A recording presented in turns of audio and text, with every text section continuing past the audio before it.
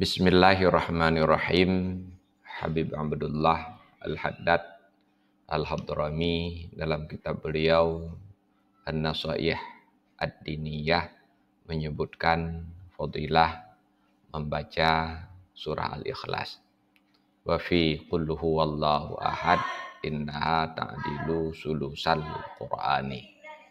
Membaca surah Al-Ikhlas satu kali pahalanya sama seperti membaca sepertiga Al-Quran.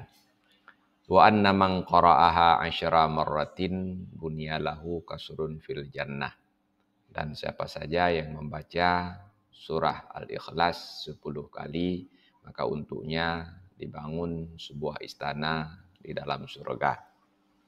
Wa waradat al-hasu wa waradal hasu ala qiraatiha ba'da kulli salatin asyra marratin wa indas sabahi wa indal masai wa indan naumi. Juga telah warid di dalam hadis anjuran untuk membaca surah Al-Ikhlas 10 kali setelah sholat fardu 5 waktu dan ketika pagi, ketika sore, dan ketika tidur. Wa waradat qiraatuha ma'al ma'uzataini salasa marratin, juga telah warid hadis anjuran membacanya 3 kali disertai dengan surah Al-Falaq dan surah An-Nas.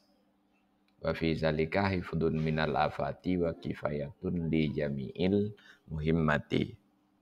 Fadilah membaca surah Al-Ikhlas, surah Al-Falaq, dan surah An-Nas 3 kali dapat memberikan perlindungan kepada orang yang membacanya daripada segala macam bencana dan mencukupkannya dari segala keperluan-keperluannya. Wallahu a'lam bishawab. Walhamdulillahi rabbil alamin.